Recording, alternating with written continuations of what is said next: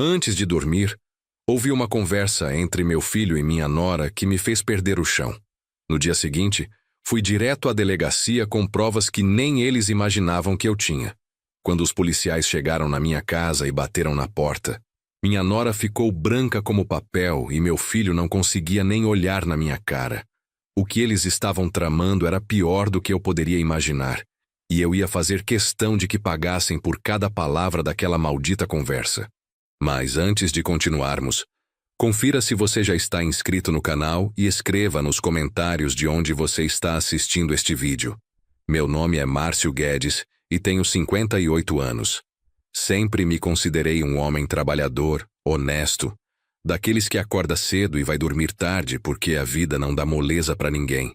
Passei 35 anos trabalhando como caminhoneiro, rodando o Brasil inteiro, conhecendo cada pedaço desse país nas estradas. Não foi fácil criar meu filho Rodrigo praticamente sozinho depois que minha esposa Cleide faleceu, num acidente de carro, quando ele tinha apenas 12 anos. O menino tinha acabado de entrar na adolescência e de repente ficou sem mãe. Eu tive que ser pai e mãe ao mesmo tempo, equilibrando as viagens com a criação dele. Rodrigo sempre foi um bom garoto, estudioso, educado, nunca me deu trabalho na escola. Me lembro de chegar das viagens longas e encontrar ele fazendo lição de casa na mesa da cozinha, esperando para me mostrar as notas boas. Quando ele passou no vestibular para engenharia civil na Federal, foi um dos dias mais felizes da minha vida. Todo o sacrifício tinha valido a pena. Eu tinha conseguido dar para o meu filho aquilo que eu nunca tive: educação superior, um futuro melhor. Durante a faculdade, Rodrigo conheceu a Júlia. Ela era colega de curso dele, uma moça bonita, de família bem estruturada, pais comerciantes que tinham uma loja grande de materiais de construção aqui em Sorocaba mesmo. Desde o começo eu achei ela meio esquisita, sabe? Tinha um jeito de falar com as pessoas que parecia que ela estava fazendo um favor de estar ali. Mas meu filho estava apaixonado, e eu não ia ser o tipo de pai que estraga a felicidade do filho por palpite. Eles se formaram, começaram a trabalhar, e depois de 3 anos de namoro resolveram casar. Eu ajudei com o que pude na festa. Não era muito porque caminhoneiro não junta fortuna, mas fiz questão de pagar a parte que cabia ao pai do noivo. A família da Júlia fez questão de deixar claro que estava bancando a maior parte, como se eu precisasse ser lembrado disso a cada conversa. O casamento foi bonito, eu não posso negar. Rodrigo estava radiante, e eu tentei me convencer de que tinha escolhido bem. Os primeiros anos de casamento pareciam tranquilos. Rodrigo conseguiu um emprego bom numa construtora grande. A Júlia trabalhava no escritório de arquitetura de uma amiga. Eles alugaram um apartamento de 2 quartos num bairro classe média e pareciam estar construindo a vida deles. Eu continuava na estrada, fazendo minhas viagens, mas sempre ligava para o Rodrigo quando parava nos postos, sempre perguntava como estavam as coisas. Há 2 anos, eu sofri um acidente. Nada muito grave, graças a Deus, mas foi o suficiente para eu decidir que estava na hora de parar. 56 anos na época, corpo cansado, reflexos não tão rápidos quanto antes. Um caminhão atravessou na minha frente na Regis Bittencourt e eu desviei por pouco. Meu coração ficou acelerado o resto da viagem inteira. Quando cheguei em casa naquele dia, olhei para o espelho e vi um homem que estava começando a envelhecer. Cabelos grisalhos, rugas ao redor dos olhos, aquele cansaço que não passa mais só com uma noite de sono. Decidi que era hora de pendurar as chuteiras. Com a indenização da empresa e o dinheiro que tinha guardado, consegui comprar uma casinha simples num bairro mais afastado. 3 cômodos, quintal pequeno, mas era minha. Pela primeira vez na vida eu tinha um lugar que era realmente meu, não mais apartamento alugado ou pensão de beira de estrada. Comecei a me acostumar com a rotina de aposentado. Acordava cedo mesmo sem precisar, fazia meu café, cuidava do quintal, assistia jornal. A solidão pesava às vezes. Não vou mentir. A casa era silenciosa demais depois de tantos anos ouvindo o ronco do motor do caminhão. Rodrigo vinha me visitar de vez em quando, mas sempre correndo, sempre com pressa. Júlia raramente vinha junto. Sempre tinha uma desculpa. Estava cansada do trabalho, tinha compromisso com a família, não estava se sentindo bem. Eu entendia, ou pelo menos tentava entender. A vida de jovem casal é corrida mesmo, eu pensava. Eles têm a vida deles para cuidar. Foi há 6 meses que as coisas começaram a mudar. Rodrigo apareceu aqui em casa num sábado de manhã, sozinho, com uma cara que eu não conseguia decifrar. Parecia preocupado, mas também tinha algo de animado no jeito dele. Sentamos na varanda e ele começou a conversa de um jeito estranho, perguntando como eu estava, se estava me sentindo sozinho, se a casa não era grande demais para mim. Achei esquisito porque ele nunca tinha demonstrado esse tipo de preocupação antes. Depois de enrolar por uns 15 minutos, ele finalmente soltou. Estava pensando em fazer uma proposta para mim. Ele e Júlia estavam querendo comprar uma casa maior, sair do apartamento, ter mais espaço. Só que os preços estavam muito altos e eles não conseguiam juntar entrada suficiente. A proposta era a seguinte: eu venderia minha casa, juntaria o dinheiro com o que eles tinham, compraríamos uma casa maior onde todos moraríamos juntos. Seria bom para todo mundo, ele argumentou. Eu não ficaria mais sozinho. Eles teriam a casa própria que queriam e ainda economizaríamos dividindo as contas. Confesso que na hora fiquei meio em dúvida.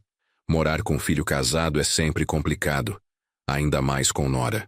Mas a solidão realmente estava pesando, e a ideia de ter a família por perto, de poder ver meu filho todo dia, de quem sabe até ter netos por perto no futuro, era tentadora.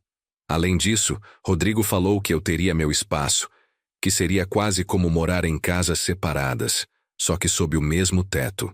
Pedi um tempo para pensar. Conversei com meu compadre Sebastião, amigo de estrada de mais de 20 anos que também tinha se aposentado e morava aqui em Sorocaba. Ele foi direto comigo, como sempre. Cuidado, Márcio. Morar com filho casado é pedir para ter problema. Mas se você está se sentindo sozinho e confia no seu garoto, talvez valha a pena tentar. Só bota tudo no papel, não faz nada de boca. 3 semanas depois, eu disse sim. Rodrigo ficou radiante, abraçou apertado. Disse que não ia se arrepender. Colocamos minha casa à venda e ela foi comprada em menos de 1 mês por um valor justo. Com o dinheiro da venda mais as economias deles, conseguimos dar entrada numa casa boa de 4 quartos num condomínio fechado aqui mesmo em Sorocaba. A casa era bonita, sem dúvida. Área de churrasqueira, quintal gramado, garagem para 2 carros. Muito melhor que meu casebre anterior. Quando nos mudamos há 5 meses, eu fiquei com o quarto do fundo da casa, que tinha banheiro próprio. Rodrigo e Júlia ficaram com a suíte master, e os outros 2 quartos ficariam para eventuais visitas e, segundo eles, para os futuros filhos. No começo, confesso que foi bom. Ter gente em casa de novo, ouvir conversas, risadas, televisão ligada. A casa tinha vida. Eu me sentia menos sozinho, mas logo comecei a perceber umas coisas estranhas. Júlia tinha um jeito de me tratar que era educado na superfície, mas frio por dentro. Ela nunca foi grosseira de forma aberta, mas tinha aquele jeitinho de fazer você se sentir incomodando. Quando eu oferecia ajuda com alguma coisa da casa, ela dizia que não precisava, que eu podia descansar, mas o tom era de quem estava dizendo para eu sair do caminho. Quando eu preparava comida e deixava guardada, ela agradecia, mas sempre fazia questão de refazer tudo do jeito dela. Rodrigo parecia não perceber nada disso, ou fingia não perceber. Ele estava sempre ocupado com o trabalho, chegava tarde, saía cedo. Nos fins de semana, Júlia sempre arranjava programas para os 2 fazerem sozinhos.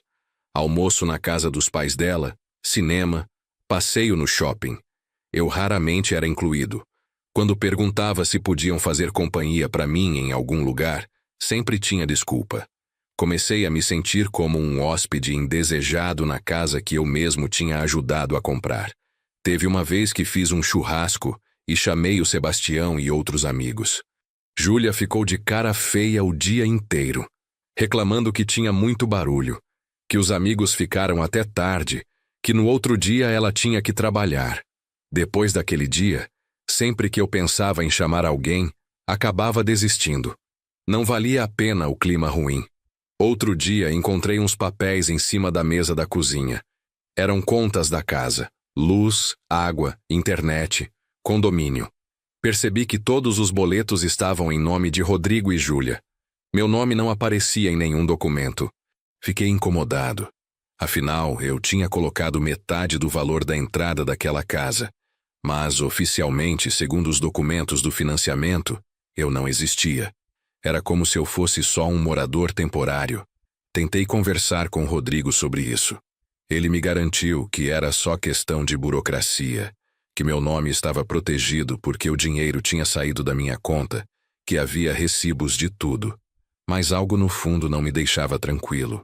Comecei a reparar também nas conversas entre eles quando achavam que eu não estava ouvindo.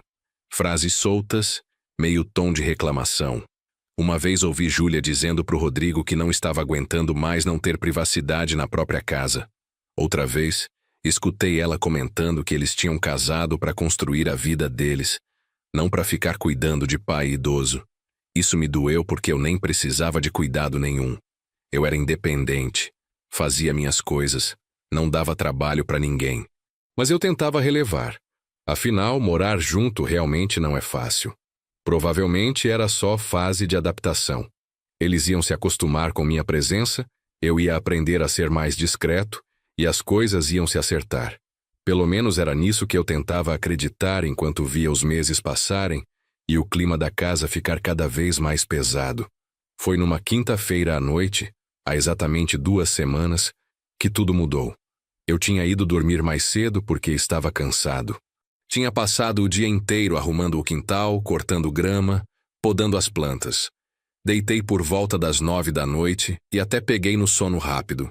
Mas acordei perto das 11 com aquela vontade chata de ir ao banheiro, que às vezes acorda a gente no meio da noite.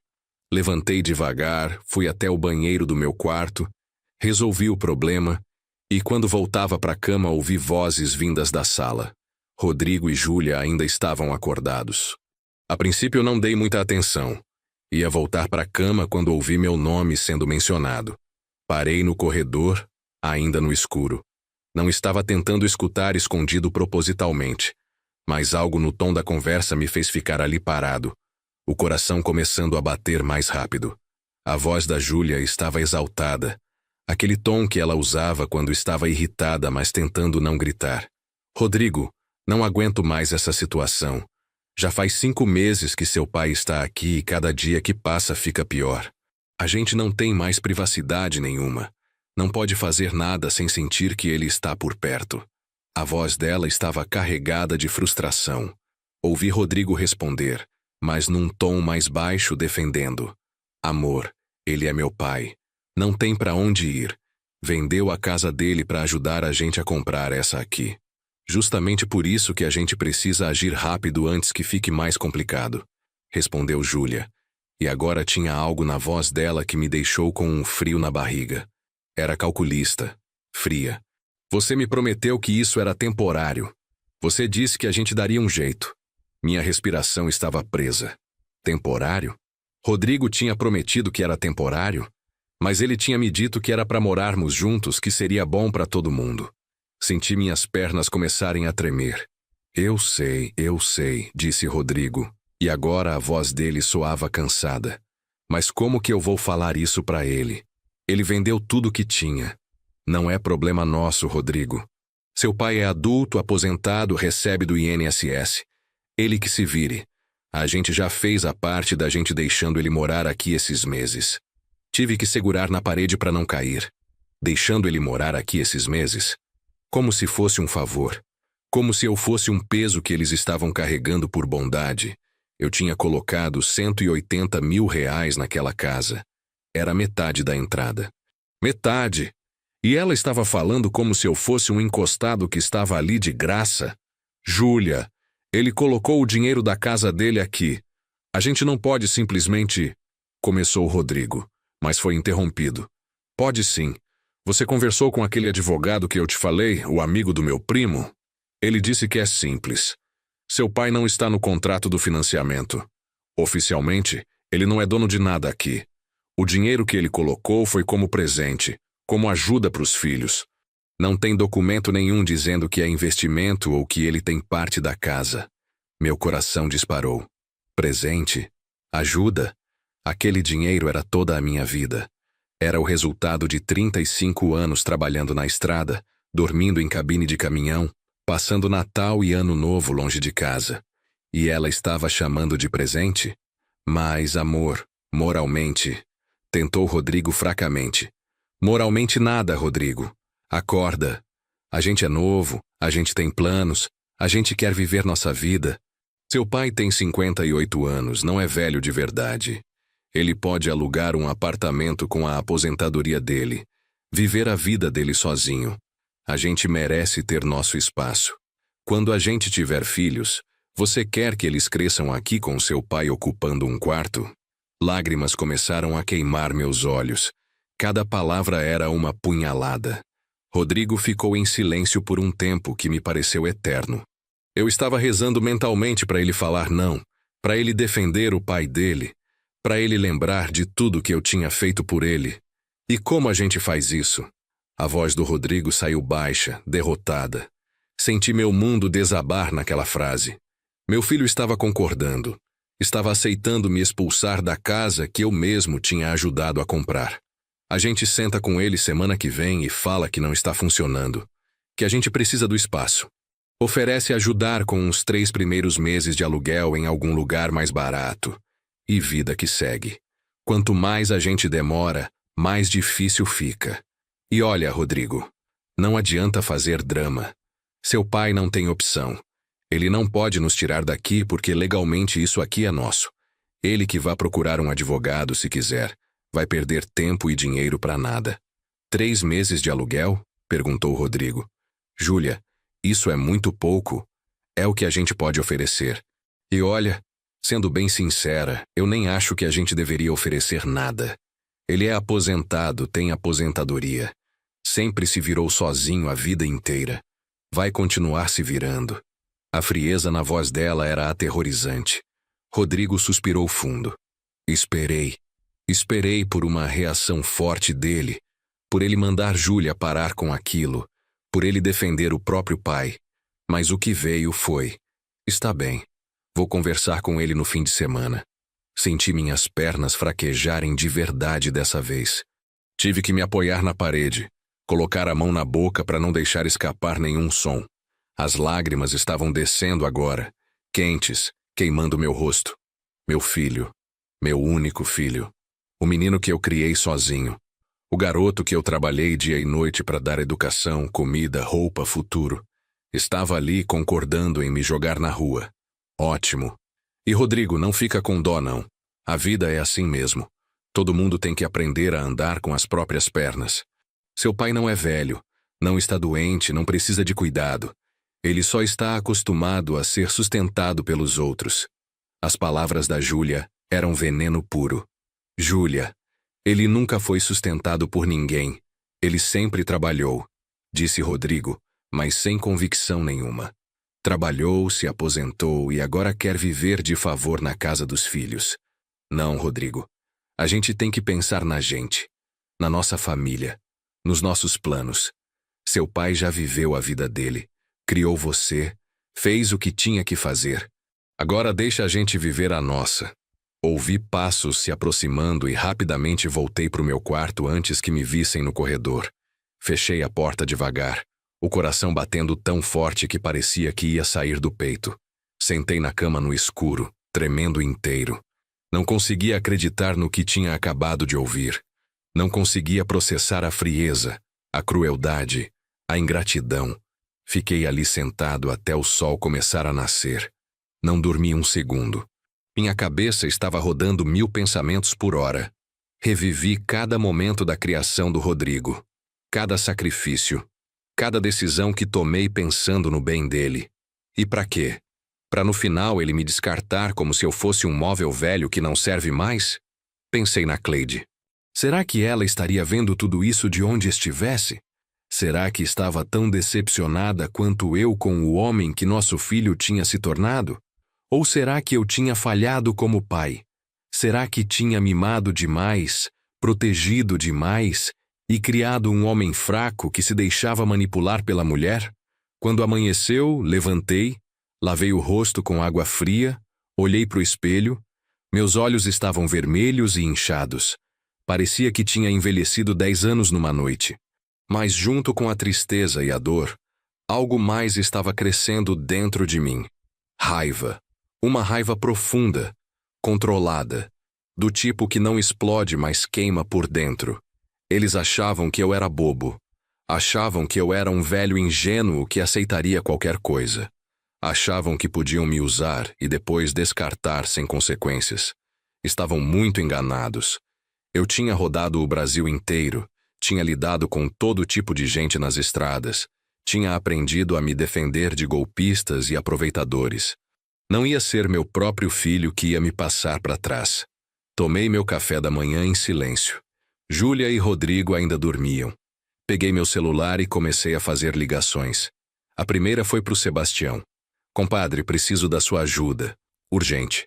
Minha voz estava firme, controlada. A decisão estava tomada.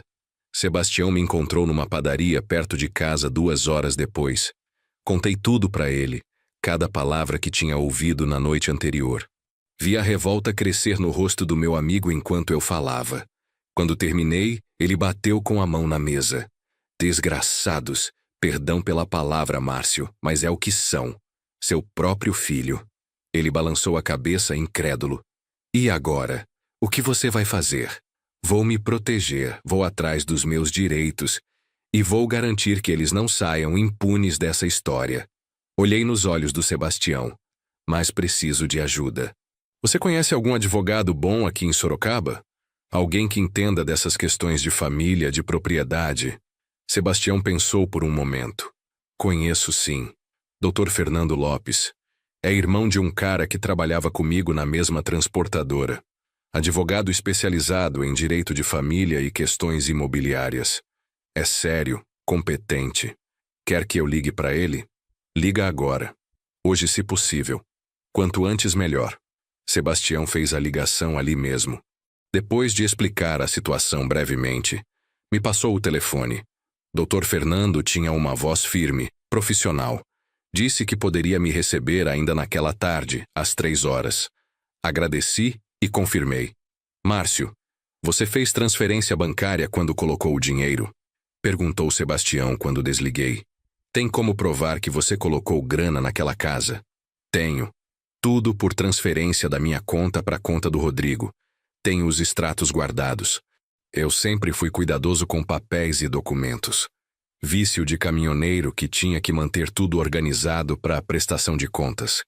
Então você tem como provar. Isso é bom. Muito bom. Sebastião se recostou na cadeira, pensativo. Mas me diz uma coisa. Depois que você resolver isso juridicamente, vai fazer o quê? Vai continuar morando com eles? Porque vai ficar insustentável. Você sabe disso. Eu sabia. Claro que sabia. Mesmo que eu conseguisse garantir meus direitos sobre a casa, a convivência seria impossível. A confiança estava quebrada. O amor estava morto. Não tinha mais volta. Não sei ainda, Sebastião. Primeiro preciso garantir que não vão me roubar. Depois eu penso no resto. Voltei para casa antes do almoço. Júlia estava na sala mexendo no notebook, provavelmente trabalhando. Me cumprimentou com um bom dia frio, sem olhar para mim. Rodrigo tinha saído cedo, segundo ela. Fui para o meu quarto. Peguei todos os documentos que tinha.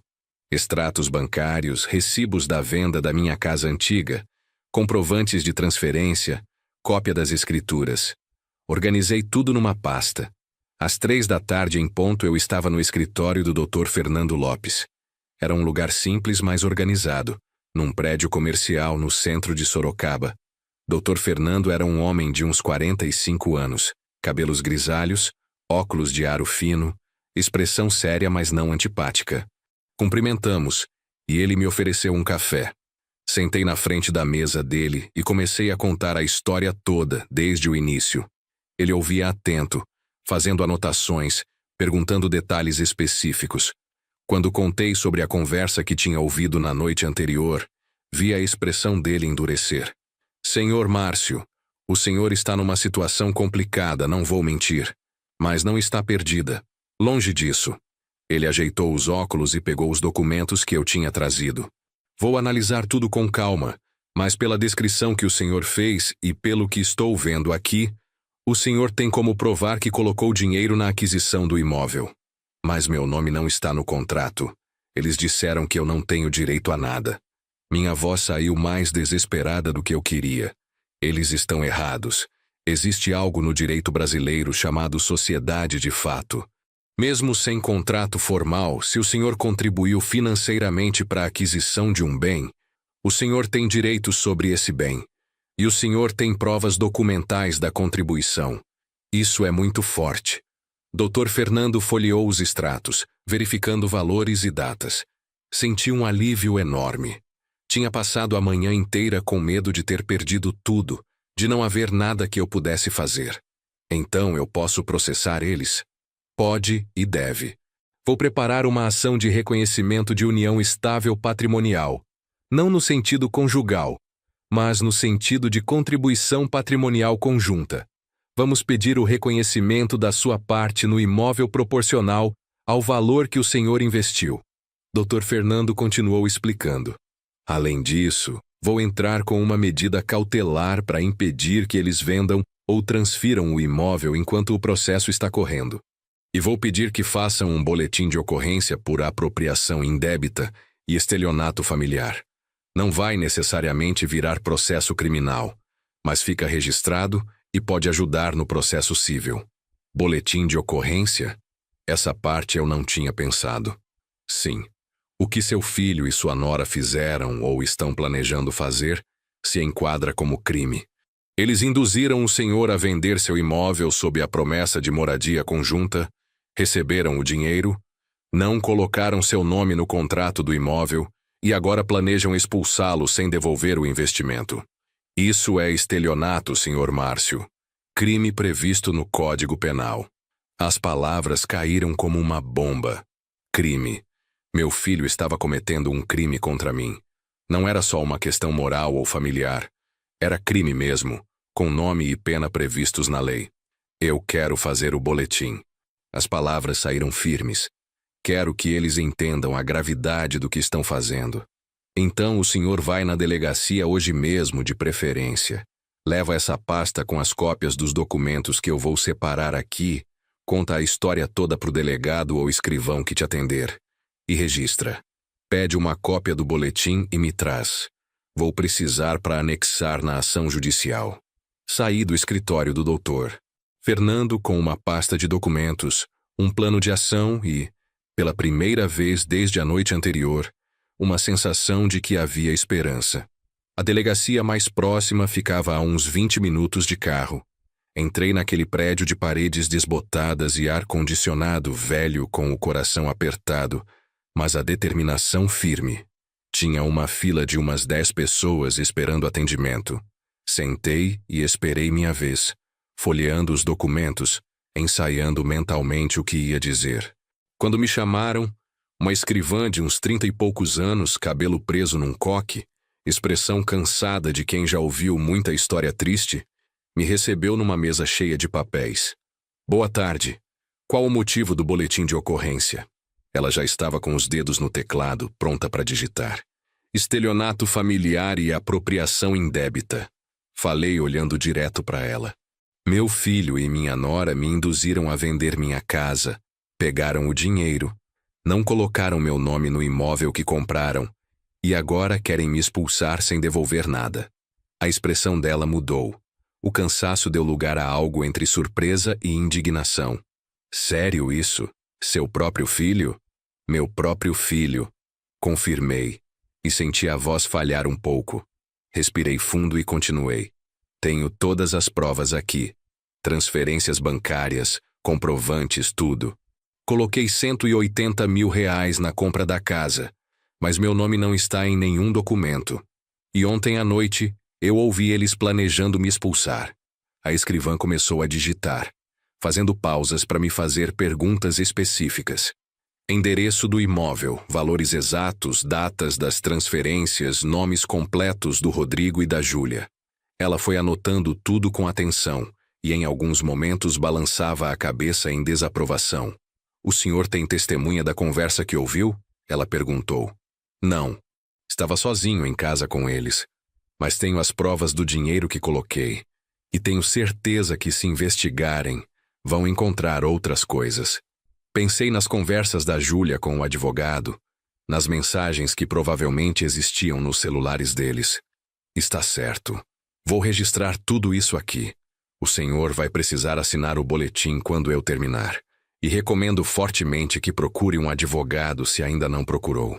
Esse tipo de situação precisa ser resolvida também na esfera civil, não só criminal. Já procurei, já tenho advogado. Ele pediu que eu fizesse esse boletim hoje mesmo. A escrivã assentiu aprovando. Seu advogado está certo. Quanto mais rápido registrar, melhor. E olha, senhor Márcio, não sei se isso ajuda, mas o senhor está fazendo a coisa certa. Vejo muito caso de abuso contra idoso aqui, e a maioria não denuncia por vergonha ou por medo. O senhor está sendo corajoso. As palavras dela me emocionaram. Abuso contra idoso. Era isso que estava acontecendo comigo. Eu estava sendo vítima de abuso financeiro e emocional praticado pela própria família. A ficha estava caindo aos poucos e doía cada vez mais. Depois de quase 1 hora, o boletim de ocorrência estava pronto. Li tudo com atenção antes de assinar. Estava tudo ali registrado. Os valores, as datas, os nomes, a descrição da conversa que eu tinha ouvido, o pedido de investigação. Assinei com a mão tremendo um pouco. Era real agora. Oficial. Eu tinha acabado de denunciar meu próprio filho à polícia. O senhor vai receber uma cópia agora e o número do boletim. Guarde bem. E qualquer novidade, qualquer ameaça ou tentativa de coação, o senhor volta aqui e registra também. Não deixa passar nada. A escrivã me entregou os papéis e apertou minha mão com firmeza. Boa sorte, senhor Márcio. Espero que o senhor consiga resolver isso. Saí da delegacia, já eram quase 6 da tarde. O dia tinha sido exaustivo emocionalmente. Parei num bar perto de casa e pedi uma cerveja. Precisava processar tudo antes de voltar. Precisava decidir como ia agir quando chegasse em casa e encontrasse eles dois lá. Enquanto bebia devagar, olhando o movimento da rua, pensei em tudo o que tinha acontecido. Como a vida da gente pode mudar em questão de horas. Ontem de manhã eu ainda acreditava que estava morando com minha família, construindo uma vida em conjunto. Hoje eu sabia a verdade.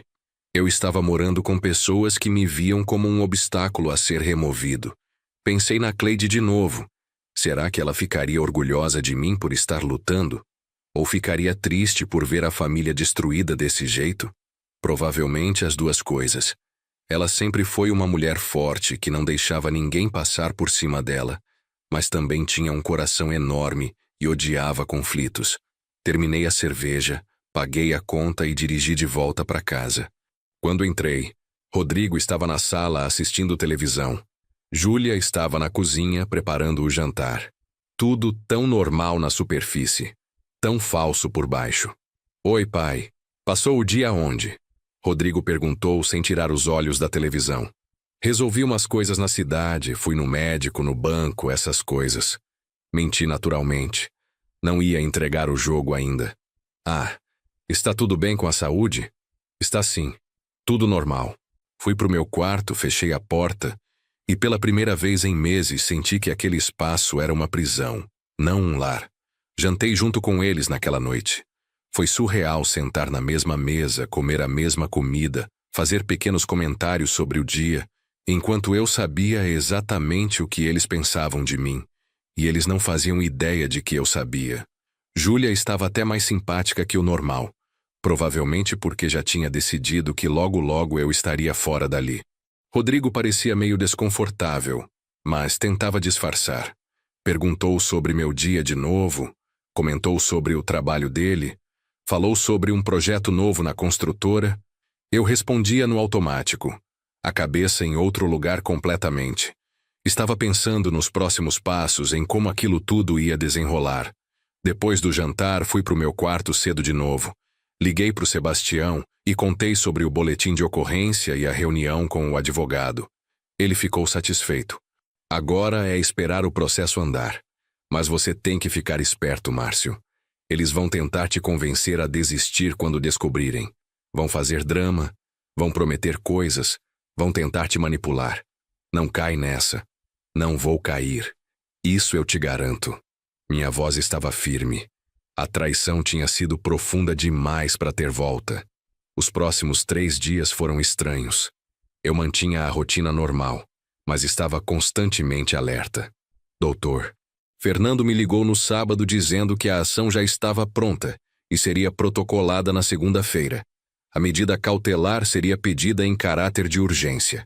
Ele acreditava que em 1 semana, no máximo, teríamos uma decisão liminar proibindo a venda do imóvel. No domingo, Rodrigo me chamou para conversar depois do almoço. Meu coração acelerou. Era agora. Ele ia soltar a bomba, ia me dizer que eu tinha que sair. Mas, para minha surpresa, ele não tocou no assunto. Em vez disso, perguntou se eu estava me sentindo bem, se estava precisando de alguma coisa, se estava feliz morando ali. Eram perguntas carregadas. Eu percebi. Ele estava testando o terreno, tentando ver como eu reagiria. Estou bem, filho. Por que a pergunta? Mantive o tom neutro. Não, é que eu e a Júlia estávamos conversando. E achamos que o senhor parece meio tristonho ultimamente. Só queríamos ter certeza de que está tudo certo. Tristonho. Eles tinham notado. Ou estavam procurando uma abertura para ter a conversa que queriam ter. Decidi jogar um pouco. Ah, filho, sabe como é. Às vezes bate uma saudade da minha casinha, da minha independência. Mas é normal, faz parte. Estou me adaptando. Estudei a reação dele. Os olhos do Rodrigo brilharam com algo que parecia esperança. Saudade da independência? O senhor sente falta de morar sozinho? Às vezes sinto sim. Morei sozinho muitos anos, né? Tinha minha rotina, meu jeito de fazer as coisas. Mas aqui também está bom. Vocês têm sido muito atenciosos. A mentira saiu fácil. Rodrigo pareceu animado com isso. Provavelmente voltou correndo contar para Júlia que eu estava dando abertura para a conversa que eles queriam ter. Mas eu não ia facilitar. Ia deixar eles se enforcarem sozinhos. Na segunda-feira de manhã, Dr. Fernando ligou confirmando que a ação tinha sido protocolada. Agora era questão de esperar. Ele disse que assim que houvesse decisão sobre a liminar, me avisaria imediatamente. Também me instruiu a não comentar nada com Rodrigo e Júlia até que a decisão judicial saísse. Era importante pegar eles de surpresa. Na terça-feira à noite, Rodrigo chegou em casa mais cedo que o normal. Júlia também estava lá. Percebi que tinha algo no ar. Eles pediram para eu sentar na sala porque queriam conversar comigo sobre uma coisa importante. Chegou a hora. Sentei na poltrona, de frente para eles dois no sofá. Rodrigo estava nervoso, mexendo nas mãos. Júlia estava com aquela expressão séria, quase maternal, como se fosse dar uma notícia ruim, mas necessária. Pai, a gente precisa conversar sobre a situação aqui de casa. Rodrigo começou, a voz meio trêmula. Que situação, filho? Fingi inocência. A situação de moradia. A gente acha que... Bem, a gente percebeu que o senhor não está totalmente confortável morando aqui com a gente. E para ser sincero, pra gente também está sendo um desafio. Não é nada pessoal, é só que... O que seu filho está tentando dizer, Márcio, é que talvez seja melhor para todo mundo se cada um tiver seu espaço.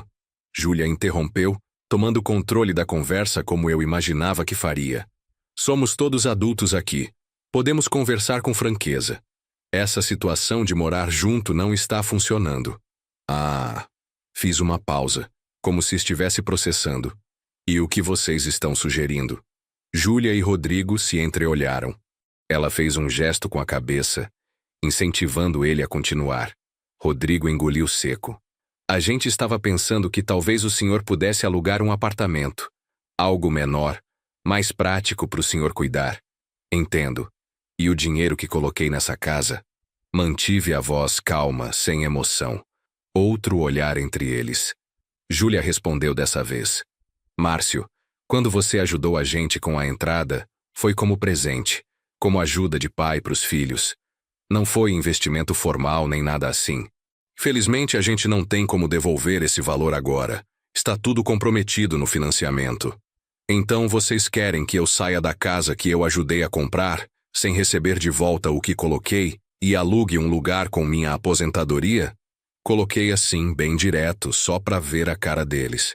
Não é assim, pai, começou Rodrigo. Mas Júlia cortou. É exatamente assim, Márcio. E olha, a gente está sendo até generoso.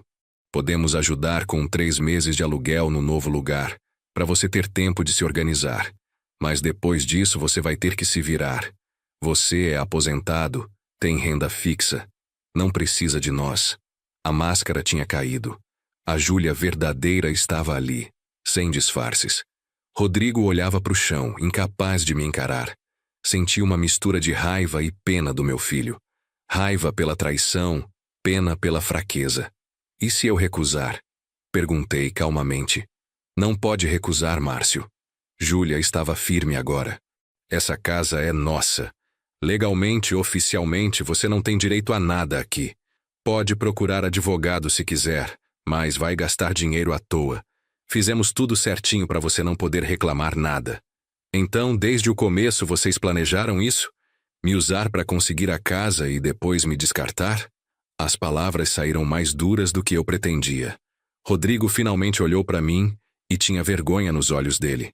Pai, não foi assim. Foi exatamente assim, Rodrigo. Não tenta esconder agora. Júlia estava impaciente. Olha, Márcio, sem drama. Você tem 2 semanas para arrumar um lugar e sair. Se precisar, a gente ajuda a procurar algum apartamento barato. Mas 15 dias é o prazo. Fiquei em silêncio por um longo momento, olhando para os dois. Rodrigo evitando meu olhar. Júlia me encarando com aquela frieza que agora eu conhecia bem.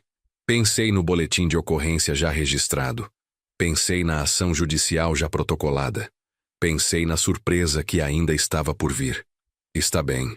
Falei baixo. Vou começar a procurar um lugar. A surpresa apareceu nos rostos dos dois. Claramente esperavam mais resistência, mais drama, mais súplicas. Júlia sorriu satisfeita. Que bom que você está sendo racional, Márcio. É melhor para todo mundo. Ela se levantou dando a conversa por encerrada. Rodrigo vai te ajudar a procurar os apartamentos nos sites, né, amor? Rodrigo assentiu, ainda sem me olhar direito. Eu me levantei também e fui para o meu quarto. Ouvi eles comemorando baixinho na sala. Júlia dizendo algo sobre finalmente e mais fácil do que pensava. Fechei a porta e respirei fundo. Deixa eles se sentirem vitoriosos por enquanto. A queda seria mais dura assim. Na manhã seguinte, meu celular tocou cedo. Era Dr. Fernando e a voz dele estava animada. Senhor Márcio, temos uma vitória. A liminar foi concedida. O imóvel está bloqueado para qualquer tipo de venda ou transferência até o julgamento final da ação. E mais, o juiz determinou que seu filho e nora sejam notificados imediatamente e intimados a prestar esclarecimentos sobre a situação. Senti uma onda de alívio e satisfação. Quando eles vão ser notificados? Hoje mesmo. O oficial de justiça vai na casa durante o dia. O senhor está lá? Estou e vou ficar. Não ia perder esse momento por nada. Ótimo. E senhor Márcio, pelo que analisei do processo e das provas que o senhor trouxe, suas chances são muito boas. Acredito que conseguiremos não só o reconhecimento da sua parte no imóvel, mas possivelmente até danos morais pelo que fizeram com o senhor. Danos morais. Não tinha pensado nisso, mas fazia sentido. O que eles tinham feito não era só crime patrimonial. Era crueldade emocional também. Obrigado, doutor, vou aguardar. Desliguei e fiquei pensando. A notificação viria hoje. Rodrigo e Júlia não faziam ideia do furacão que estava prestes a desabar sobre eles. Senti algo que não sentia há tempos. Poder. Controle sobre a própria vida. Não era mais a vítima passiva. Era alguém lutando de volta. Júlia saiu cedo para trabalhar, como sempre. Rodrigo também. Fiquei em casa esperando. Liguei para o Sebastião e contei as novidades. Ele comemorou do outro lado da linha. Agora quero ver a cara deles quando receberem essa notificação. Vão se cagar, Márcio. Vão entender que mexeram com a pessoa errada. Por volta das 2 da tarde, a campainha tocou. Fui atender. Era um homem de uns 40 anos, paletó e pasta na mão. Oficial de justiça. Boa tarde. Procuro o senhor Rodrigo Guedes e a senhora Júlia Mendes Guedes. São meu filho e minha nora. Não estão no momento, mas eu posso receber a notificação por eles. Moro aqui. Mostrei meu documento. O oficial conferiu uns papéis. O senhor é Márcio Guedes? Sou eu mesmo. Então o senhor é o autor da ação. Perfeito. Vou deixar as notificações aqui com o senhor, já que reside no mesmo endereço. Eles têm prazo de 15 dias para apresentar defesa. Aqui estão as cópias de tudo. Ele me entregou 2 envelopes grandes, um para Rodrigo e outro para Júlia. Muito obrigado. Peguei os envelopes, assinei o protocolo de recebimento e o oficial foi embora. Fiquei olhando para os envelopes na minha mão. Dentro deles estava toda a verdade. A ação judicial, o boletim de ocorrência, as provas das transferências bancárias, tudo. Coloquei os envelopes bem visíveis em cima da mesa da sala, que eles vissem assim que chegassem. Preparei um café, sentei na varanda e esperei. Rodrigo chegou primeiro por volta das 5:30. Ouvi ele entrar, jogar as chaves no aparador da entrada, cumprimentar com um "Oi, pai", meio distraído. Depois silêncio. Ele tinha visto os envelopes. "Pai, o que é isso aqui?" A voz dele vinha da sala. Entrei calmamente. Rodrigo estava com um dos envelopes na mão, a expressão confusa. "Abre e lê. É importante." Ele rasgou o envelope e começou a ler os documentos. Vi a confusão dar lugar à compreensão, e a compreensão dar lugar ao choque. O rosto dele foi ficando pálido, até estar quase branco. "Pai, isso é uma ação judicial? Você está me processando?" A voz saiu estrangulada. "Estou processando você e a Júlia. Reconhecimento de sociedade de fato, apropriação indébita, estelionato, tá tudo ali." Mantive a voz neutra, sem emoção. "Mas pai, a gente pode conversar, não precisa disso." Ele estava desesperado agora, folheando as páginas rapidamente. "Conversar? Como aquela conversa que vocês tiveram pensando que eu não estava ouvindo. A conversa sobre me expulsar daqui, sobre eu ter que me virar sozinho, sobre meu dinheiro ser presente." Agora deixei a raiva aparecer na voz. "Ou como a conversa de ontem, onde vocês me deram 2 semanas para sair da casa que eu ajudei a pagar." Rodrigo sentou pesado no sofá, ainda segurando os papéis. "Você ouviu a gente conversando?" "Ouvi tudo, Rodrigo. Cada palavra, cada plano, cada mentira." Me aproximei dele. "Você realmente achou que eu ia deixar vocês me roubarem assim, me usar e depois me jogar fora como lixo?" "Pai, eu sinto muito, eu..." Ele estava chorando agora, lágrimas reais descendo o rosto. "Foi a Júlia, ela que teve essa ideia, ela que... Não bota a culpa só nela." Minha voz saiu mais alta. "Você concordou. Você estava junto no plano. Você é meu filho, Rodrigo. Você... Eu criei você sozinho depois que sua mãe morreu. Trabalhei dia e noite para te dar educação, futuro. E você me paga assim? Eu sei, eu sei." Ele soluçava agora, a cabeça entre as mãos. "Eu fui um covarde, um filho da puta. Eu não devia, mas fez. E agora vai arcar com as consequências." Peguei o envelope da Júlia. "Quando ela chegar, dá isso aqui para ela. E os 2 têm 15 dias para apresentar defesa no processo. Sugiro que contratem um advogado bom porque vão precisar." "Pai, por favor." Rodrigo levantou, tentou me segurar pelo braço, mas me soltei. "Não me toca. Não tenta agora fazer drama para me manipular. Eu não sou mais aquele pai bobo que aceitava tudo de você. Acabou, Rodrigo.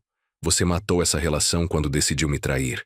Fui pro meu quarto e tranquei a porta. Ouvi Rodrigo chorando na sala. Depois o barulho de coisas sendo jogadas, ele xingando, provavelmente tendo um ataque de nervos. Não senti pena nenhuma. Júlia chegou 1 hora depois. Ouvi Rodrigo contando para ela. A voz dele ainda embargada. Depois ouvi um grito dela. "Que ele fez o quê?" Barulho de papéis sendo folheados, passos rápidos pelo corredor, batidas fortes na porta do meu quarto. "Márcio, abre essa porta agora." A voz dela estava histérica. Não abri. Não respondi. Deixei ela gritar, bater, ameaçar. Depois de uns 10 minutos ela desistiu. Ouvi ela e Rodrigo discutindo na sala, ela culpando ele por não ter sido mais esperto. Ele chorando que não sabia o que fazer. Ela dizendo que iam ter que contratar advogado e que ia custar caro. Deitei na cama. E, pela primeira vez em semanas, dormi profundamente. Tranquilo. Porque eu tinha feito a coisa certa. Tinha me defendido. Tinha lutado. Os dias seguintes foram de guerra fria total. Júlia não dirigia a palavra para mim. Rodrigo tentava, mas eu deixava claro que não queria conversa. Eles contrataram um advogado, um conhecido da família dela. Vi o cara vindo aqui em casa 2 vezes para reunião com eles. Um advogado novinho, recém-formado provavelmente, que não devia ter nem metade da experiência do Dr. Fernando. Uma semana depois da notificação, Dr. Fernando me ligou com mais notícias. Senhor Márcio, a defesa deles foi fraca, muito fraca. Basicamente tentaram alegar que o dinheiro foi presente mesmo, mas não trouxeram nenhuma prova. Enquanto isso, temos transferências bancárias, extratos, tudo documentado. E quanto tempo até o juiz decidir? Eu estava ansioso por uma resolução. Esses casos costumam demorar, senhor Márcio. Podem levar alguns meses. Mas com a liminar concedida, o senhor está protegido. Eles não podem vender o imóvel nem tentar forçar sua saída. Se tentarem, podem até ser presos por descumprimento de ordem judicial. Alguns meses. Era muito tempo para ficar naquele clima horrível, mas não tinha jeito. Tinha que aguentar. Dr. Fernando também me informou que o boletim de ocorrência tinha gerado uma investigação. Um delegado da Delegacia de Crimes Patrimoniais tinha requisitado documentos e ia ouvir tanto eu quanto Rodrigo e Júlia. Isso pode resultar em processo criminal contra eles? Perguntei. Pode sim. Depende das provas que a polícia reunir e da decisão do Ministério Público. Mas o senhor tem um caso forte, senhor Márcio. Muito forte. 2 semanas depois, Rodrigo e Júlia foram chamados para depor na delegacia. Eles saíram de manhã cedo, os dois com caras péssimas, e voltaram no fim da tarde completamente arrasados. Não perguntei como foi. Não me interessava mais. O clima em casa estava insuportável. Júlia me olhava com ódio puro toda vez que cruzávamos. Rodrigo oscilava entre tentar se aproximar de mim e me evitar completamente. As refeições eram silenciosas e tensas.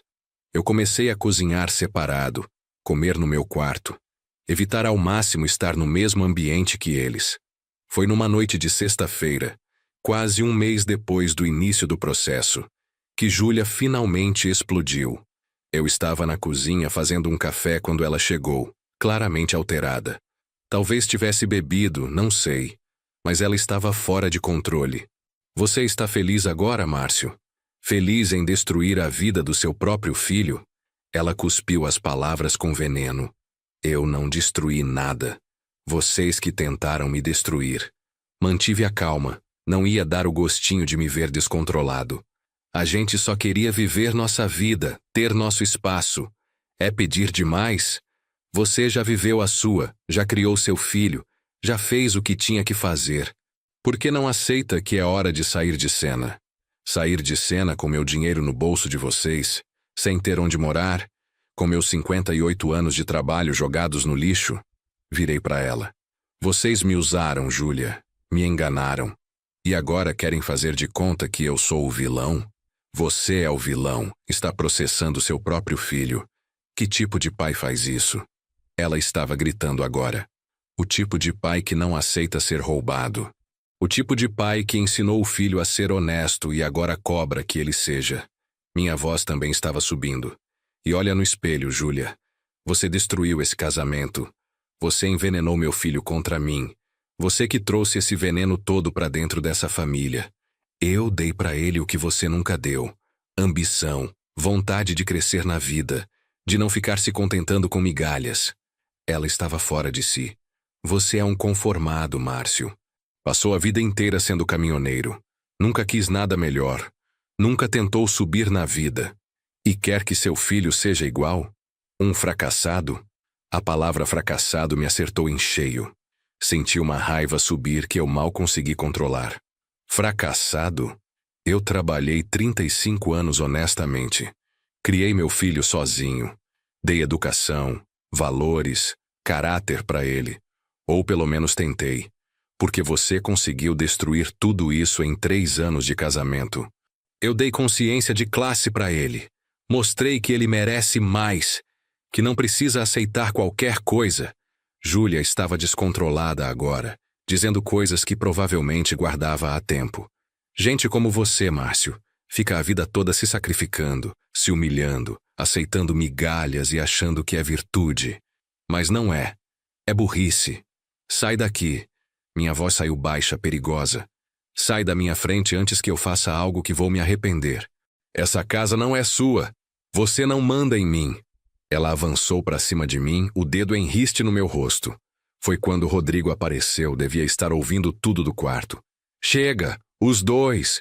Ele gritou com uma força que eu não via nele há anos. Segurou Júlia pelo braço e a puxou para trás. Vai pro quarto, Júlia, agora!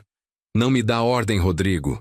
Ela tentou se soltar, mas ele estava segurando firme. Vai pro quarto! Ele gritou de novo, e dessa vez ela foi. Batendo os pés, xingando, mas foi. Rodrigo ficou ali parado na cozinha, ofegante, olhando para mim. Tinha algo diferente no olhar dele. Algo que eu não via desde que ele era adolescente. Respeito. Ou pelo menos o começo de respeito. Pai, eu... Ele começou, mas não soube continuar. Não precisa falar nada. Peguei meu café e voltei pro quarto, deixando ele ali sozinho. Naquela noite ouvi eles discutindo no quarto deles. Não consegui entender as palavras, mas o tom era claro. Briga feia. Daquelas que abalam estrutura de casamento. Parte de mim se sentiu mal por isso. Parte de mim pensou. Era inevitável. Casamento construído sobre manipulação e ganância não sustenta pressão. Na manhã seguinte, Júlia saiu de casa cedo e só voltou à noite. Rodrigo me procurou no quintal onde eu estava mexendo na terra, plantando umas mudas. Pai, posso falar com o senhor? Olhei para ele. Tinha olheiras profundas, roupas amarrotadas, cara de quem não dormiu. Pode. Ele sentou num banquinho ao lado, ficou em silêncio por um tempo antes de começar. A Júlia quer se separar. Não fingi surpresa. E você? Eu não sei mais o que eu quero. Ele passou a mão no cabelo, gesto que fazia desde criança quando estava nervoso. Olho para ela agora e vejo uma pessoa que eu não conheço. Ou talvez sempre foi assim e eu não quis ver. Provavelmente as duas coisas. Continuei mexendo na terra, plantando as mudas sem olhar para ele. Amor cega a gente às vezes. Faz a gente ignorar sinais que estão bem na nossa frente. Como você e a mãe se conheceram? A pergunta veio do nada, mas entendi o porquê. Ele estava comparando, procurando entender onde tinha errado. Sua mãe era a caixa num posto de gasolina que eu parava sempre. A gente começou a conversar, eu sempre fazia questão de abastecer na fila dela. Um dia chamei ela para tomar um café depois do expediente. Ela aceitou. Parei de mexer na terra e olhei para o horizonte lembrando. Era diferente, Rodrigo. Não tinha cálculo, não tinha interesse. Era só dois trabalhadores se gostando, querendo construir algo junto. Júlia não é assim. Não era pergunta. Era constatação. Não é. Nunca foi. E eu tentei te avisar antes do casamento, você lembra?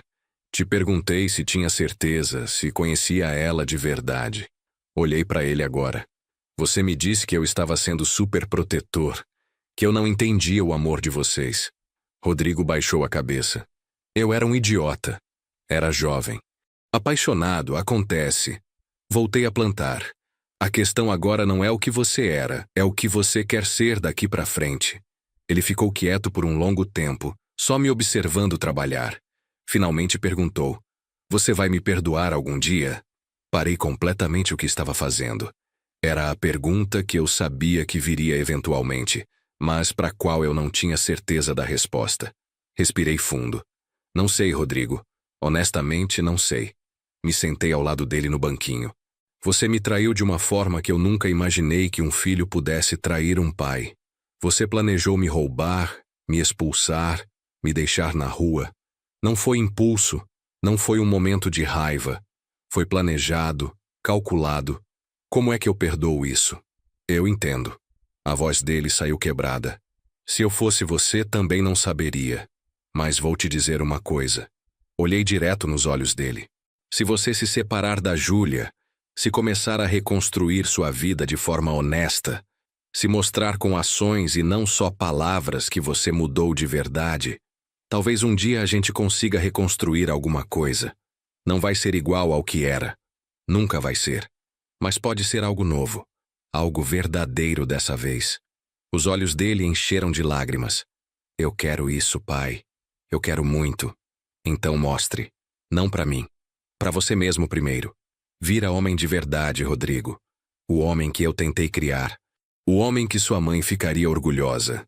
Me levantei, limpei a terra das mãos. Agora me deixa terminar aqui que eu preciso acabar antes do sol ficar muito forte. Ele ficou sentado ali mais uns minutos em silêncio, depois levantou e foi embora. Mas algo tinha mudado naquela conversa. 3 dias depois, Júlia saiu de casa. Foi dramático como eu imaginava que seria. Ela encheu o carro com malas, gritou para Rodrigo que ele ia se arrepender, que estava escolhendo o pai fracassado em vez da esposa, que ele nunca ia ser nada na vida sem ela. Rodrigo aguentou tudo em silêncio, só ajudando ela a carregar as coisas. Quando ela foi embora, a casa ficou estranhamente silenciosa. Eu e Rodrigo jantamos juntos naquela noite pela primeira vez em meses. Não conversamos muito, mas não era aquele silêncio pesado e cheio de raiva. Era um silêncio de 2 homens cansados tentando entender o que fazer com os cacos. Ela vai tentar manter a parte dela na casa? Perguntei. Vai. Já entrou com pedido de separação e está pedindo metade de tudo. Rodrigo mexia na comida sem muito apetite. Meu advogado disse que vai ser uma batalha. E o processo que eu movi contra vocês 2. Meu advogado falou para eu tentar acordo com você. Diz que as provas são muito fortes e que eu vou perder feio se for até o fim. Ele olhou para mim. Você aceitaria acordo? Pensei por um momento. Depende dos termos. Fala com seu advogado para conversar com o meu. Vamos ver o que eles propõem. Na semana seguinte, Dr. Fernando me ligou dizendo que o advogado do Rodrigo tinha entrado em contato propondo um acordo. Marcamos uma reunião no escritório dele para discutir os termos. A reunião aconteceu numa quinta-feira de manhã. Eu, Dr. Fernando, Rodrigo e o advogado dele, um rapaz chamado Dr. Paulo. Júlia não foi chamada porque a essa altura já estava claro que o problema principal era com Rodrigo, não com ela diretamente. Dr. Paulo apresentou a proposta. Rodrigo reconheceria oficialmente que eu tinha direito a 40% do imóvel proporcional ao investimento que fiz. Meu nome seria incluído na escritura. Em troca, eu retiraria a queixa criminal e o processo por danos morais. E quanto a Júlia? Perguntei. Ela está tentando ficar com metade da casa no processo de separação. Isso vai ser resolvido no divórcio deles, explicou o Dr. Paulo. Mas com seu nome na escritura como coproprietário desde o início através de reconhecimento de união estável patrimonial, a parte dela vai diminuir consideravelmente. Ela vai ter direito apenas sobre a parte que foi investida durante o casamento, que é bem menor. Dr. Fernando olhou para mim. É uma proposta justa, Sr. Márcio. O senhor garante sua parte, garante seu patrimônio, e ainda evita anos de processo. Quanto à questão criminal, ela vai continuar sendo investigada, porque o boletim já foi feito, mas sem sua insistência como vítima, provavelmente vai ser arquivado. Olhei para o Rodrigo.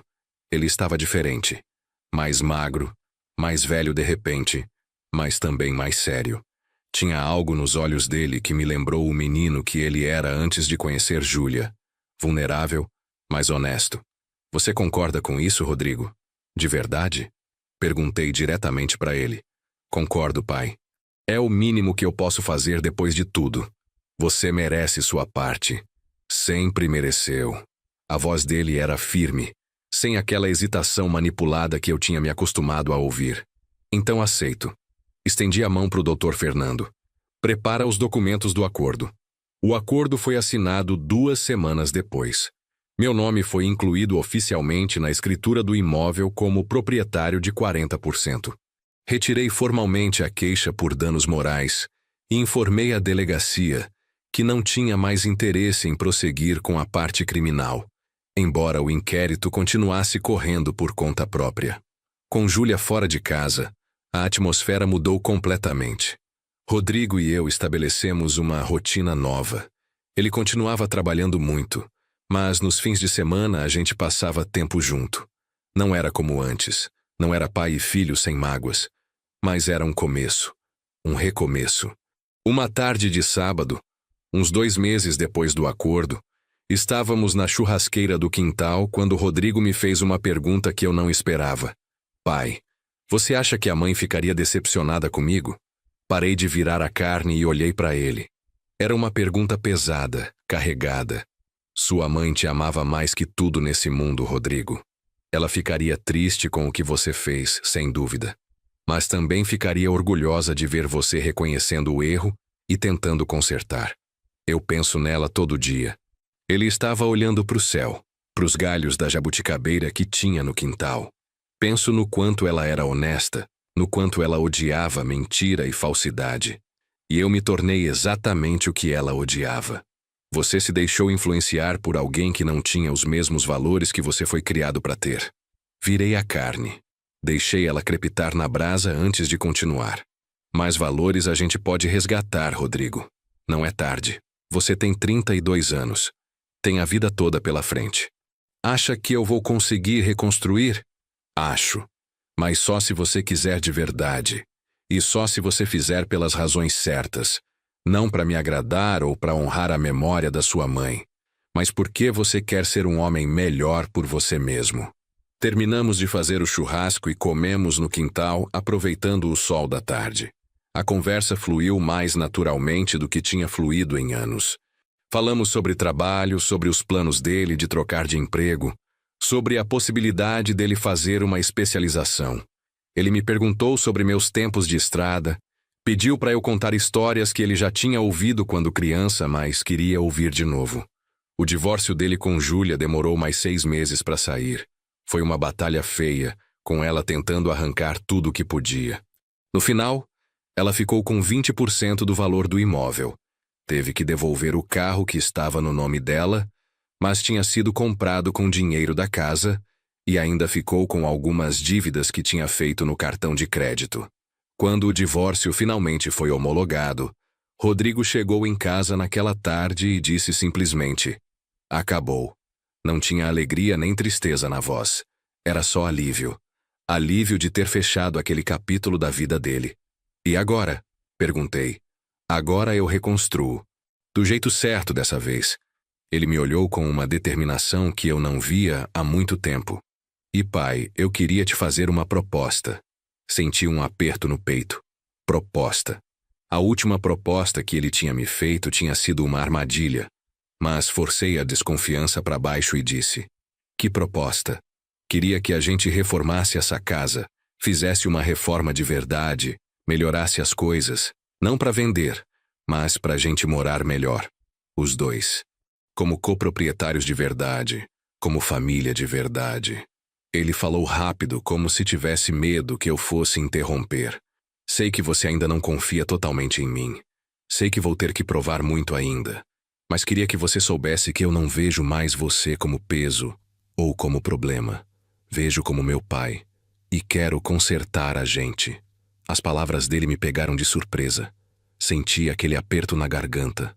Aquele calor nos olhos que vem antes das lágrimas. Respirei fundo antes de responder. Está bem. Vamos reformar a casa, juntos.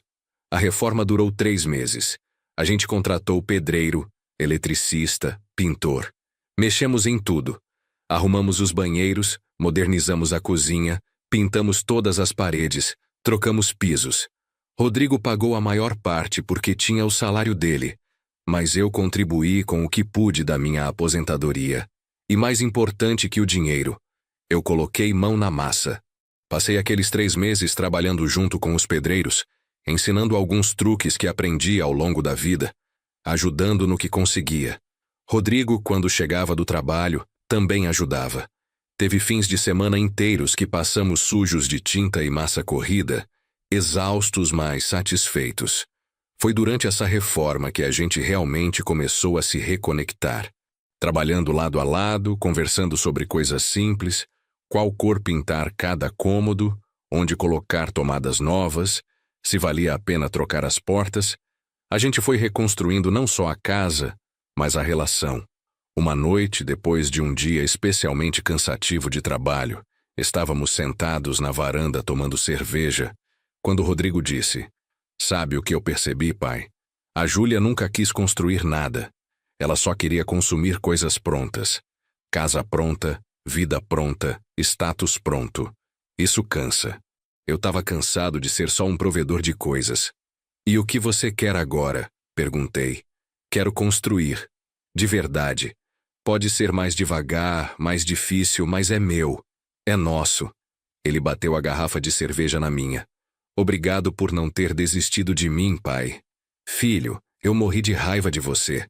Fiquei com ódio, quis vingança, fiz você pagar pelo que fez." Olhei para ele sério, mas nunca desisti, porque no fundo eu sabia que o meu filho ainda estava lá dentro, só estava perdido. Só precisava achar o caminho de volta. Quando a reforma terminou, a casa estava transformada. Bonita, funcional, acolhedora. Fizemos um churrasco para inaugurar. Chamamos o Sebastião e alguns outros amigos. Rodrigo convidou colegas de trabalho. Foi uma festa gostosa, daquelas que a gente termina cansado, mas feliz. Sebastião me puxou de lado em um momento da festa. "E aí, compadre? Valeu a pena lutar?" Olhei em volta. A casa cheia de gente, Rodrigo rindo com os amigos, a churrasqueira soltando fumaça, música tocando. "Valeu, Sebastião. Cada segundo valeu. Você é um cabra valente, Márcio. Pouca gente teria coragem de enfrentar o próprio filho do jeito que você enfrentou. Não foi coragem, foi necessidade. Era isso ou me deixar destruir." Dei um gole na cerveja. "Mas agradeço demais você ter ficado do meu lado. Sem seu apoio teria sido muito mais difícil. Para isso que serve amigo, né?" Ele me deu um tapinha no ombro. "E olha, o Rodrigo mudou muito. Dá para ver que ele está tentando de verdade. Acho que você recuperou seu filho." "Estou recuperando. É um processo. Mas sim, ele está voltando." Nos meses seguintes, Rodrigo começou a namorar de novo. Uma colega de trabalho chamada Fernanda, divorciada, com uma filha de 7 anos. Era diferente de tudo que tinha sido com Júlia. Fernanda era simples, trabalhadora, pé no chão. Quando Rodrigo a trouxe para conhecer a casa, ela ficou encantada não com o luxo, porque luxo não tinha, mas com o carinho que a gente tinha colocado em cada detalhe da reforma. "Vocês fizeram isso tudo sozinhos?" ela perguntou, admirada, passando a mão na parede da sala que a gente tinha pintado. "Eu, meu pai e uma equipe de pedreiros. Mas sim, a gente colocou a mão na massa." Rodrigo estava orgulhoso. Orgulho diferente do que ele tinha quando mostrava coisas caras para Júlia. Era orgulho de ter construído algo com as próprias mãos. Fernanda me conquistou quando a conheci. Era educada, sem ser falsa, interessada, sem ser invasiva. E o jeito como ela falava da filha, com tanto amor e dedicação, me lembrou de como eu falava do Rodrigo quando ele era pequeno. "Seu Márcio, o Rodrigo fala muito do Senhor." Ela me disse num almoço de domingo que fizemos. "Fala que o Senhor é o homem mais honesto que ele conhece." Olhei para o meu filho, que estava um pouco sem graça com o elogio. "A gente teve nossos problemas, mas estamos acertando as coisas." Ele me contou. "E eu acho admirável a forma como vocês resolveram. Muita família se destrói completamente por causa de dinheiro e propriedade. Vocês conseguiram se reconstruir." Ela era sincera. Eu via nos olhos dela. "Quase se destruiu", corrigi. "Mas no final, acho que a dor valeu a pena. Porque agora, a gente sabe onde está pisando. Não tem mais mentira, não tem mais jogo. É tudo real." Fernanda se tornou presença constante na casa. Trazia a filha, Sofia, nos fins de semana. A menina era tímida no começo, mas logo se soltou. Comecei a ensinar ela a plantar mudas no quintal. A mesma coisa que eu tinha ensinado para o Rodrigo quando ele era pequeno. Ver aquela criança sorrindo com terra nas mãos, perguntando 1000 coisas sobre as plantas, mexeu com algo dentro de mim. Uma tarde, enquanto Sofia estava no quintal caçando minhoca, Fernanda sentou do meu lado na varanda. Seu Márcio, posso te fazer uma pergunta meio pessoal? Pode. Você acha que consegue confiar no Rodrigo de novo? Completamente. Era uma boa pergunta. Pensei antes de responder. Confiança é que nem vidro, né? Quando quebra, mesmo que você conserte, as rachaduras ficam. Eu vejo as rachaduras ainda. Às vezes acordo no meio da noite e fico pensando se tudo é real. Se ele não está só esperando uma nova oportunidade para me passar para trás. E o que você faz quando pensa isso? Ela perguntou, genuinamente curiosa. Eu lembro das últimas conversas que a gente teve. Do jeito que ele olha para mim agora. Do jeito que ele fala da mãe dele. E eu vejo que tem remorso verdadeiro ali. Tem vontade real de consertar. Olhei para ela. E vejo também o efeito que você está tendo nele. Você é boa pro meu filho, Fernanda. É o tipo certo de pessoa. Ela ficou vermelha. Obrigada, seu Márcio. Isso significa muito vindo do Senhor. E eu queria que soubesse que eu respeito muito o que o Senhor fez. Muita gente teria simplesmente cortado relação e seguido a vida. O Senhor lutou pelo que era seu, mas também deu uma chance para o seu filho se redimir. Isso é raro. Não sei se é raro ou se é de pai mesmo. A gente não desiste dos filhos fácil, por mais que eles machuquem a gente.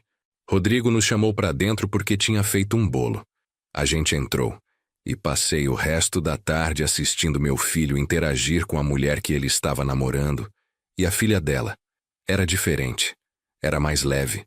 Era verdadeiro. 6 meses depois, Rodrigo me procurou para uma conversa séria. Pai, eu quero casar com a Fernanda. Não foi surpresa. Qualquer um que visse os dois juntos sabia que era sério. E a Sofia? Como ela está com isso? A Sofia ama a ideia. Já me chama de padrasto. Já perguntou se eu vou morar com elas ou se elas vão morar aqui. Ele ficou meio sem jeito com a próxima parte. E é sobre isso que eu queria falar. A gente estava pensando em morar aqui, nessa casa. Eu, ela e a Sofia. E claro, você, se você topar. Olhei para ele tentando ler as intenções. Rodrigo, da última vez que moramos sob o mesmo teto. Eu sei. Mas é diferente agora, pai.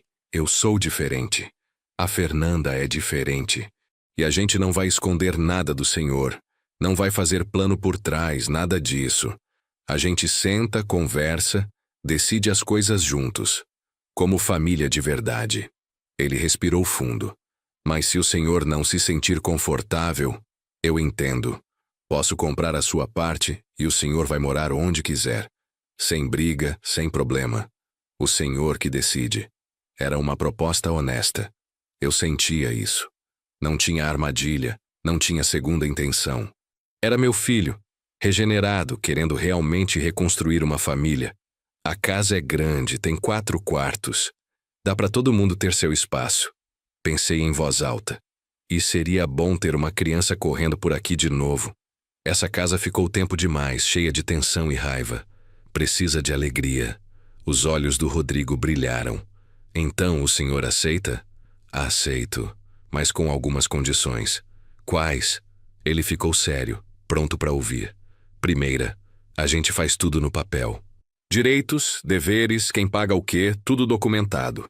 Não é desconfiança, é proteção para todo mundo. Segunda, uma vez por mês a gente senta e conversa sobre como as coisas estão indo.